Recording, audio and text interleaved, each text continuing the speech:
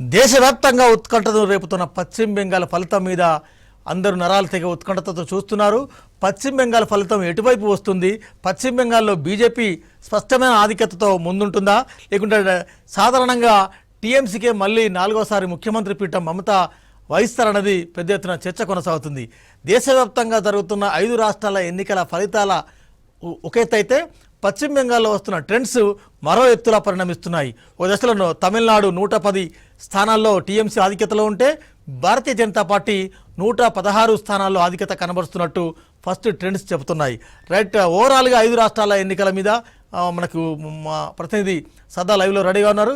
సదా, ఏం చెప్తారు? తమిళనాడు ఫలితం ఎట్లా ఉంది? విజయ్కి పర్ఫార్మెన్స్ ఎక్కువగా పర్ఫార్మెన్స్ చూపించే అవకాశాలు స్పష్టంగా కనబడుతున్నాయి. ఎందుకంటే ఇప్పటికీ 20 నుంచి 30 సీట్లు విజయ్కి అంటున్నారు.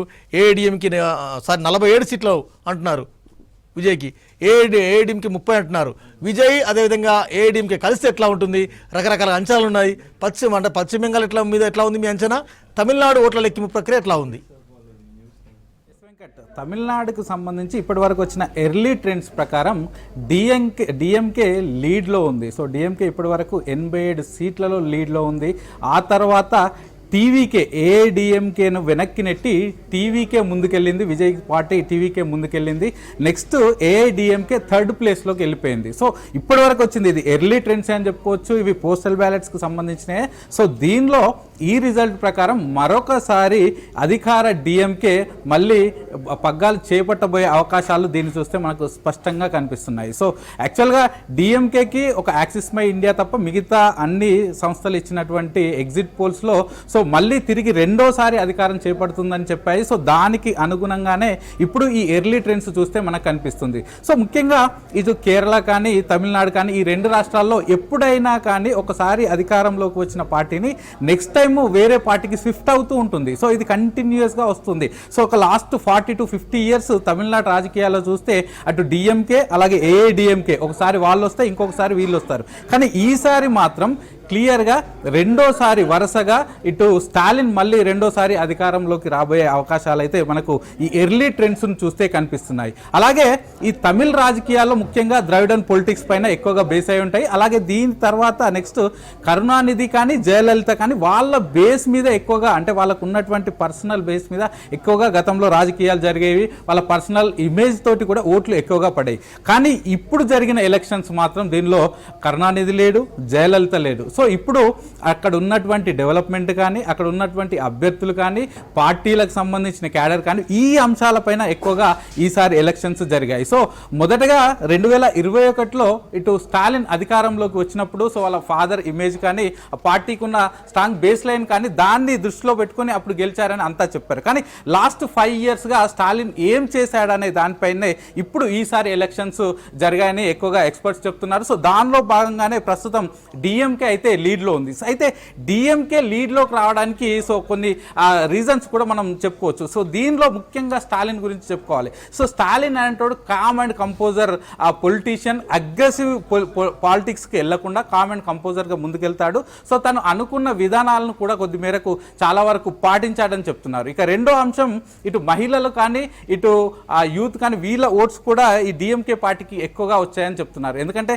మహిళలకు ఫ్రీ బస్సు అంశం కానీ లేకపోతే మహిళా స్టూడెంట్స్కు విద్యార్థినులకు ఇచ్చినటువంటి అసిస్టెన్స్ కానీ అలాగే మహిళా ప్రతి ఇంటి పెద్దకు ప్రతి నెల ఇచ్చే 1000 రూపాయల అసిస్టెన్స్ కానీ ఇవన్నీ కూడా వాళ్లకు ప్లస్ పాయింట్ అయ్యాయనే అంశంగా ఇటు ఎక్స్పర్ట్స్ అయితే చెప్తున్నారు. ఇక దీంతో పాటు ఈ పార్టీకి కూడా స్ట్రాంగ్ క్యాడర్ ఉంది. సో అది ఈ ఎలక్షన్స్లో హెల్ప్ అయిందని కూడా చెప్పొచ్చు. అలాగే అర్బన్ ఇన్ఫ్రాస్ట్రక్చర్ చాలా వరకు డెవలప్ చేశారు. చెన్నైలో ఉన్నటువంటి 40 కాన్స్టిట్యున్సీలో వీళ్ళదే హవా ఎక్కువగా ఉంటుంది. సో గత ఎలక్షన్స్ చూసినా ఇప్పుడు చూసినా లేకపోతే అక్కడ జరిగిన మున్సిపల్ ఎలక్షన్స్ చూసినా ఎప్పుడైనా డిఎంకేకి అర్బన్ ఓట్లు ఎక్కువగా వీళ్ళ చేతుల్లోనే ఉంటాయి. సో అది కూడా వీళ్ళకు చాలా వరకు ప్లస్ పాయింట్ అవుతుంది. సో వీళ్ళు వచ్చిన తర్వాత చెన్నై కానీ చెన్నై చుట్టుపక్కల ప్రాంతాల్లో చాలా వరకు అర్బన్ ఇన్ఫ్రాస్ట్రక్చర్ ఎక్కువగా డెవలప్ చేశారు. సో ఆ ప్రాంతాల్లో వీళ్ళకు చాలా గట్టి పోటీ ఉందంటూ కూడా వీళ్ళు చెప్తున్నారు. ఇక దీంతో పాటు అలియన్స్ స్ట్రెంత్ కూడా చెప్పుకోవచ్చు. సో ఈ డిఎంకేతో పాటు కాంగ్రెస్ అలాగే లెఫ్ట్ పార్టీస్ కూడా వీళ్ళతోటే ఉన్నాయి. సో వాళ్ళకు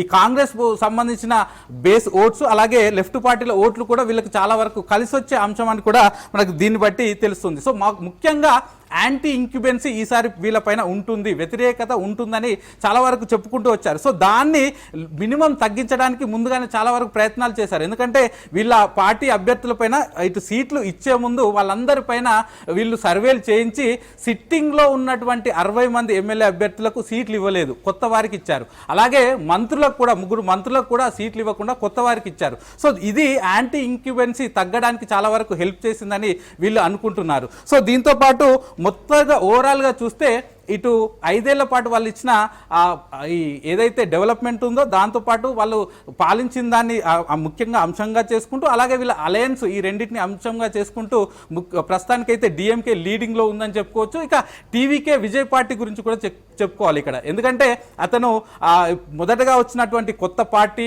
అతను ఇచ్చినటువంటి అభ్యర్థులు అందరూ కూడా పూర్తిగా కొత్త వాళ్ళే. సో వాళ్ళకి ఎలాంటి బేస్ లైన్ లేదు, స్ట్రాంగ్ క్యాడర్ లేదు. సో ఇట్లాంటి సిచ్యువేషన్లో వాళ్ళు వచ్చిన తర్వాత ఇప్పుడు ప్రస్తుతానికి ఇప్పుడు ఉన్న ఎర్లీ ట్రెండ్స్లో చూస్తే సెకండ్ ప్లేస్కి వెళ్ళాడు ఏఐడిఎంకే బీజేపీ తోటి పొత్తుతోటి వెళ్తున్నటువంటి ఏఐడిఎంకేను వెనక్కి నెట్టి ప్రస్తుతానికి విజయ్ ముందంజలో ఉన్నాడు. అంటే సెకండ్ ప్లేస్కి వెళ్ళాడు. డిఎంకే తర్వాత నెక్స్ట్ టీవీకేనే ఉంది. సో దీనిలో ముఖ్యంగా విజయ్కి సంబంధించి చూస్తే అతనికి సినిమా ఇమేజ్ ఒక ఎత్తు అయితే ఇంకా మిగతా అంశాలు కూడా మాట్లాడుకోవాలి. సో ఇతనికి యూత్ ఫాలోయింగ్ ఉండడం, స్టూడెంట్స్ ఓట్స్ ఎక్కువగా ఇతనికి పడ్డాయని చెప్తున్నారు. అంటే ఎగ్జిట్ పోల్స్ రిపోర్ట్స్ ప్రకారం స్టూడెంట్స్ ఉన్నటువంటి ఓట్లు పడ్డాయి. అలాగే అర్బన్ కాన్స్టిట్యున్సీస్లో కూడా ఇతనికి ఎక్కువగా ఓట్లు పడ్డాయి. దీంతో పాటు యూత్ ఫాలోయింగ్ ఎలాగూ ఉంది.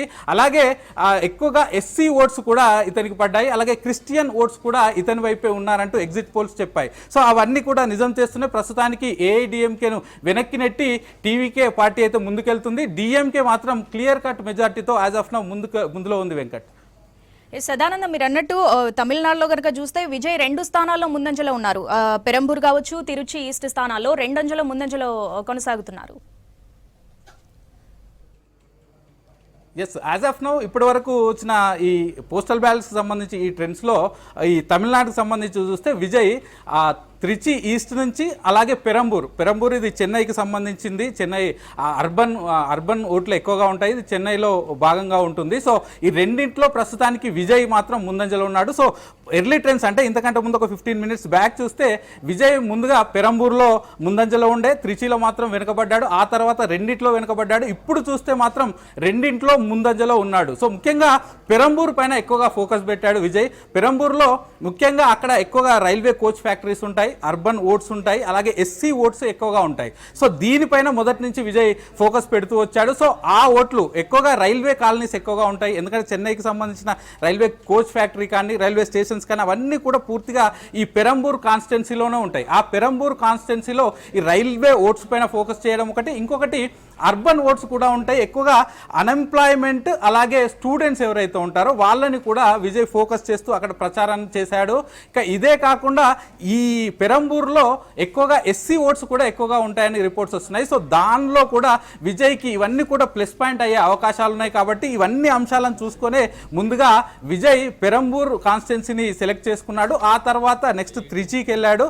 సో పెరంబూర్లో మాత్రం పక్కాగా గెలుస్తాడని మొదటి నుంచి అటు ఎగ్జిట్ పోల్స్ కూడా క్లియర్గా చెప్తున్నాయి. సో త్రిచిలో ఆయనకు ఏమైనా అంటే ఓడిపోయే అవకాశాలు ఉన్నా పెరంబూర్లో మాత్రం పక్కాగా గెలుస్తాడు. అతను పోటీ చేసే ముందు ఆయనకు సంబంధించిన పాజిటివ్ అంశాలన్నీ ఎక్కడ ఉన్నాయో చూసుకొని అదే కాన్స్టిట్యున్సీని పెరంబూర్గా సెలెక్ట్ చేసుకొని అక్కడే పోటీ చేశాడు. కాబట్టి సో అక్కడ గెలిచే అవకాశాలు ఎక్కువగా ఉన్నాయని చెప్తున్నారు. సో దానికి అనుగుణంగా ఎగ్జిట్ పోల్స్ చెప్పిన ప్రకారమే ప్రస్తుతానికి విజయ్ అయితే 2 ప్లేసెస్లో ముందు స్థానాల్లో ఉన్నాడు. Shravani, right Sadanandam, right. మనకి